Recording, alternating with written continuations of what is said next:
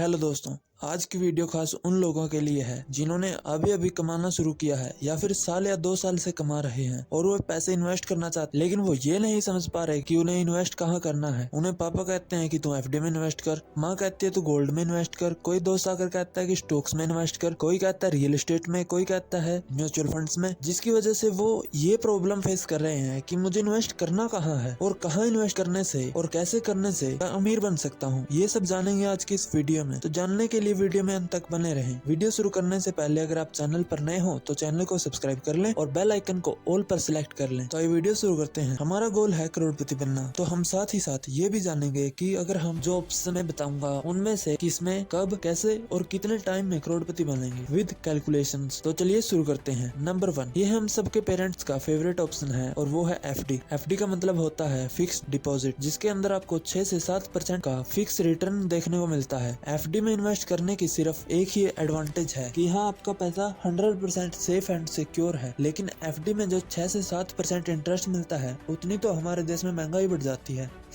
तो अगर आपको सिर्फ और सिर्फ अपने पैसे को सेफ रखना है तो ही आप एफडी में इन्वेस्ट करें, लेकिन अगर आपको करोड़पति बनना है वो भी 15-20 सालों में, तो एफडी में इन्वेस्ट कभी ना करें, क्योंकि आपका पैसा जितना भी बढ़ेगा इन्फ्लेशन उस पैसे की वैल्यू को उतना ही घटा देगी। एफडी में इन्वेस्ट करके आप कभी भी करोड़पति नहीं बन सकते। नंबर 2 है गोल्ड। गोल्ड में आप इन्वेस्ट कर सकते हैं, लेकिन अगर आपका गोल करोड़पति बनना है तो आपकी जानकारी के लिए मैं बता दूं कि गोल्ड ने जनवरी 1971 से दिसंबर 2022 तक 7.778% का एनुअल रिटर्न दिया है। ध्यान रहे, ये एवरेज रिटर्न है। गोल्ड ने किसी साल ज्यादा रिटर्न दिया है और किसी साल कम। फॉर एग्जाम्पल, गोल्ड ने 2022 में सिर्फ और सिर्फ 0.4% का रिटर्न दिया। आप फिजिकल गोल्ड की बजाय डिजिटल गोल्ड में इन्वेस्ट कर सकते हैं, लेकिन हमें तो करोड़पति बनना है और हम गोल्ड में इन्वेस्ट करके नहीं बन सकते।